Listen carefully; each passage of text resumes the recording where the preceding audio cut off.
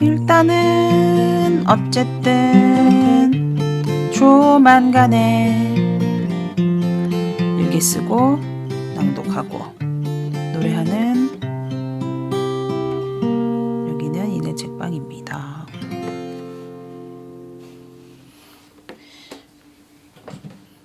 안녕하세요. 이내 책방 라디오. 일단 어쨌든 조만간에 저는 이내입니다. 오늘은 방송 중에 잡음이 좀 많이 들어갈 것 같아요. 어떤 잡음이냐면 옆집 어린이들의 소음입니다. 한 번씩 제가 이제 라디오를 다시 들어보면 뭐 저 멀리 새소리도 들어갈 때가 있고 또 뭐 오토바이 소리 같은 것도 들어갈 때가 있는데 오늘은 그 옆집의 어린이들을 한 번도 만난 적은 없지만 어린이들의 목소리가 끊이지 않아서 그냥 녹음을 계속 했어요. 아이들의 목소리는 듣기만 해도 뭔가 좋은 음악 같은 역할을 하니까 배경음악으로 생각해 주세요. 개소리도 들리는데 다 들어가나요? 네, 저희 동네 앰비언트 사운드가 함께하고 있는 여기는 이내 책방 라디오입니다. 제가 오늘은 일기를 그러니까 라디오를 꼭 녹음하고 일기를 말해야겠다는 생각을 했던 게 제가 지난번 녹음에서 이제 병원에 갔다가 26만 2,600원인가 그거를 내고 온 걸 이제 라디오에 남겼잖아요. 그래서 이제 멀리 사는 소중한 친구들이 이제 함께 늙어가는 친구들이 막 스트레칭 동영상도 보내주고 분노도 막 같이 해주고 그 병원 나쁘다고 막 욕도 해주고 그래서 되게 막 힘이 났었어요. 제가 얼떨결에 오늘 11시 반에 병원 예약을 하고 왔었거든요. 그래서 10만 원짜리 도수 치료를 받아야 된다고 그쪽에서 얘기해서 막 그 병원에 대한 기억이 다 저도 모르는 사이에 다 해야 될 것 같은 분위기를 만드는 거잖아요. 그래서 예약까지 하고 나왔는데 이건 이제 가지 말아야겠다 그런 생각을 해서 아침에 전화를 걸었거든요.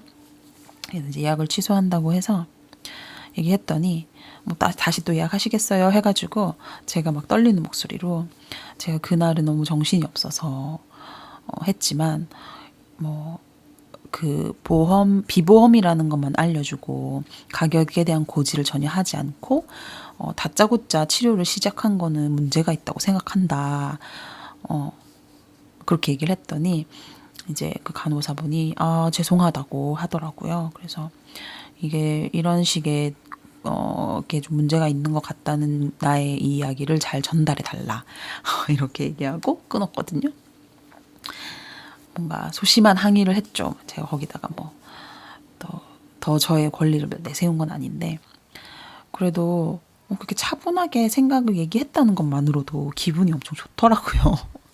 어른이 된 것 같기도 하고 그래서 너무 뿌듯해가지고 오늘 꼭 라디오에서 일기로 얘기하고 싶었습니다. 그리고 어제는 제가 대전에 다녀왔어요. 지금 장기 프로젝트로 대전과 관련된 거 하나, 그 다음에 밀양과 관련된 거 하나 이렇게 이어지고 있어서 이제 뭐 바쁘게 나름 지내고 있는데 대전에서 기억에 남는 일이 있어가지고 또 이것도 얘기하고 싶었어요. 뭐냐면 제가 그 부산의 중앙동 저희 동네에서 어느 비 오는 날 가로수를 보게 됐어요. 어떤 가게 안에서. 근데 제가 거기에 그렇게 생긴 나무에 가로수가 있다는 걸 처음으로 또 생각하게 된 거죠. 근데 잎이 굉장히 촘촘하게 나 있었고, 뭐 낯설었고, 그리고 막 마침 비가 오고 있어서 그 잎들이 막 비를 맞고 있는 모습을 봐서 그 모양이 되게 인상적이었어요. 근데 이제 앱으로 이렇게 찍어가지고 확인하는 걸 하기에는 그 나무 자체가 너무 잎이 위에 있기도 했고 비도 오고 그래가지고 다시 확인을 못했어요. 대신에 막 부산 중앙동 가로수 막 이런 거 검색해봤는데 1도 안 나오더라고요, 내용이. 근데 제 마음속에 그 잎의 모양과 그 나무에 대한 궁금증을 품고 계속 지낸 거예요. 한 달 정도. 그러다가 이제 대전에서 이제 길을 걸어가고 있었는데 그 나무가 보이는데 굉장히 가까이에서 그 잎과 나무를 볼 수가 있어가지고 그 앱으로 찍어봤거든요. 그랬더니 그 나무는 바로 메타세카이어였어요. 그 이름도 유명한 세콰이어 길이라고 이렇게 항상 있잖아요. 그래서 약간 이 나무가 메타세콰이어였구나 라는 이게 인식의 만남이 너무 재밌어가지고 말하고 싶었어요. 말하고 싶은 것의 포인트는 뭐냐면 뭔가 약간 항상 당장에 뭔가를 원하잖아요.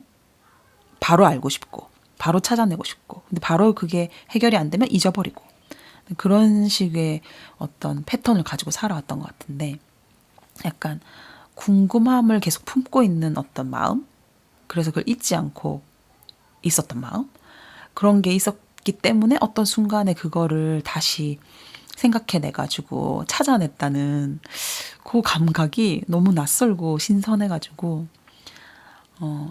기뻤어요. 그래서 뭔가 당장에 해결이 되지 않는 것들도 내 마음속에 계속 품고 시간을 보내는 게 중요할 수도 있겠다. 그런 생각을 하게 돼서 그 얘기도 하고 싶었고 그리고 오늘은 피아노 학원에 새로 오신 재즈 피아노 선생님이랑 대화를 진짜 많이 나눴는데 그동안 제가 피아노 학원 열심히 다니긴 했지만 그 학원의 정서에는 적응을 잘 못하고 있었거든요. 근데 그 새로 오신 재즈 피아노 선생님이랑 처음 딱 이렇게 인사를 했는데 뭔가 같은 과의 인간이다 이런 느낌을 받았었어요. 전혀 불편하지가 않은 거예요. 낯설지가 않고. 그래서 이제 수업을 했는데 앞으로 이제 음악적으로 어떤 도움을 받게 될지는 지켜봐야 되겠지만 그거를 제외한 뭔가 다른 재미가 왠지 있을 것 같다. 이건 제가 패턴화되어 있는 거여가지고 예상할 수 있는 건데 제가 1년에 어떤 사람을 알아보는 그 눈이 있는데 그런 사람들과 뭐 맞을 때도 있고 아닐 때도 있어요. 계속 유지하면서 그게 맞아 떨어지는 사람들이 있고 그 다음에 아니구나 하면서 저의 이제 실패, 잘못 짚음을 알게 되는 경우가 있긴 하지만 그래도 이 선생님은 뭔가 재밌는 어떤 걸 같이 할 수도 있겠다라는 생각이 들어가지고 진짜 뭔가 처음 만난 사람이랑 그렇게 재밌게 대화를 한 게 오랜만이어가지고 재미있는 하루였어요. 오늘 어쨌든 낭독은 이스라 작가님의 김한민 작가님 인터뷰를 한 어떤 글을 했는데 요즘 제가 너무 김한민 작가님 이야기를 여기서 많이 해가지고 네, 정말로 김한민 작가님을 향한 저의 마음은 정말 깨끗한 존경인 것 같습니다. 그래서 낭독을 했고 그 다음에 노래는 만년필을 불렀어요. 만년필. 네, 글을 쓰고 하나씩 답을 찾아 나가고 싶다. 절망 속에 있어도 그런 마음으로 만들었던 노래를 오늘은 왠지 부르고 싶어가지고 불렀습니다. 이제 사이렌 소리까지 들어가고 있습니다. 오늘 장난 아니네요. 일상의 모든 소음들과 함께하는 이내 책방 라디오. 일단 어쨌든 조만간에입니다. 어쨌든 낭독. 오늘은 이스라 작가님의 인터뷰집 깨끗한 존경 중에서 김한민 작가님을 인터뷰한 내용을 좀 읽어볼 텐데 인터뷰 내용은 빼고 앞뒤로 이제 이스라 작가님이 인터뷰랑 관련돼서 쓰신 글 인트로 아우트로 읽어볼게요. 페이지 54페이지입니다. 어떤 토요일에 김한민을 만나러 갔다. 월화수목 금요일에 이스라가 지겨웠기 때문이다. 하루라도 살짝 김한민이 되어보고 싶었다. 어쩌면 나는 이미 3%쯤 김한민일지도 몰랐다. 그가 쓴 책을 읽고 비건 지향 생활을 해나가는 중이었기 때문이다. 많은 책을 읽어왔지만 그중 어떤 것도 내 식습관과 소비 생활을 송두리째 바꾸지는 않았다. 김한민의 책은 작고 얇고 가벼운데도 내 일상을 크게 흔들었다. 남에 관한 책이었다. 남 중에서도 유독 광범위하고 잔혹하게 고통받는 타자에 관한 책이었다. 그리고 인터뷰가 쭉 이어지고 113페이지입니다. 그리하여 나는 다시 화요일에 있으라다. 지난 토요일에는 살짝 김한민이었지만 지금은 김한민과의 대화가 적힌 길고 긴 녹취록을 붙들고 있는 이스라인 것이다. 핵심을 단 한 개의 문장으로도 포획할 수 있고 수십 개의 문단으로도 놓칠 수 있는 것이 글쓰기인데 나는 100개 가까운 문단을 쓰고도 어쩐지 김한민을 놓친 것 같은 느낌이다. 다만 어떤 책임감이 내게 남았다. 이야기를 들려준 사람에 대한 책임감, 그 이야기가 가리키는 자명한 사실들에 대한 책임감이다. 김한민 책의 한 구절을 떠올린다. 자기가 있든 없든 세상은 잘 돌아가리라는 것을 압니다. 그걸 너무 잘 알아서 문제입니다.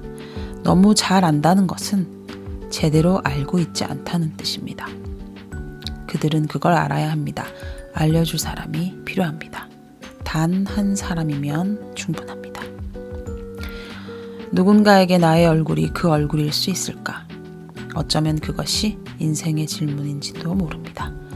김한민, 카페 림보 중에서. 바로 그런 한 사람이 될 수 있을까? 누군가에게 내 얼굴이 그 얼굴일 수 있을까? 그러고 싶은데 내 언어로는 충분하지 않은 날도 있다. 그런 날에 나는 김한민의 책을 선물한다. 사랑하는 이들에게. 내가 본 것을 너도 본다면 알 수 있을 거야. 이전과 같을 수는 없을 거야. 우리 같이 좋은 쪽으로 가자. 속으로만 말하며. 김한민의 힘을 빌려 사랑을 한다. 네.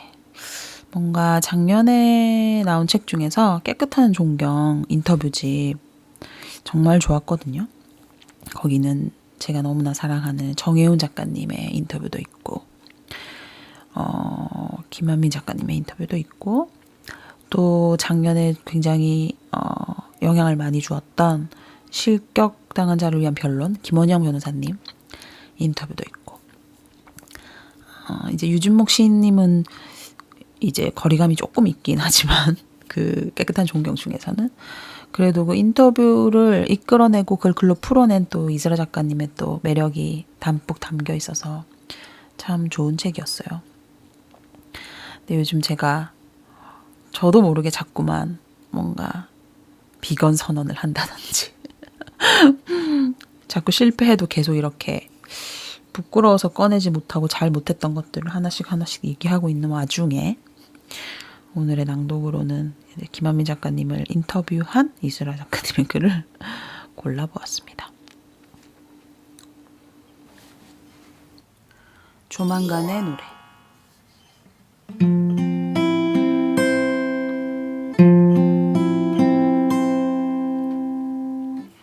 바람이 불어온다.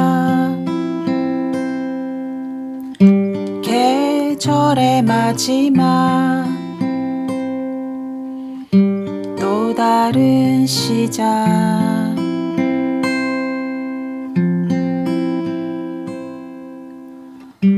글을 써내려갈 수 있다는 것은 커다란 위안 끊어버릴 수 없는 인생의 거대한 숙제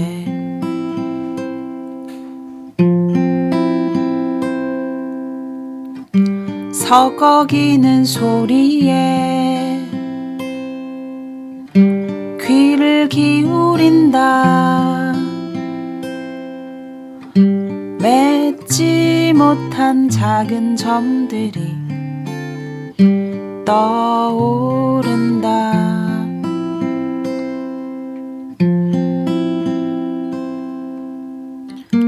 한 번에 하나씩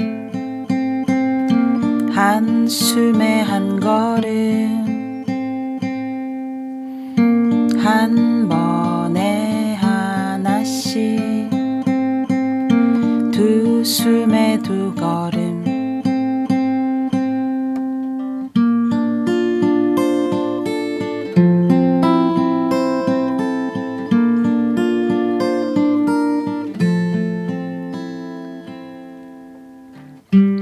그의 노래가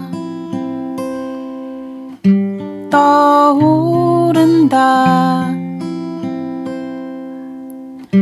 그녀의 노래가 따라온다.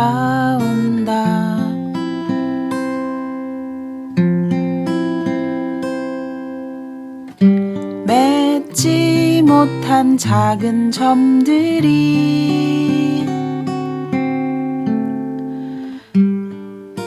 이어진다.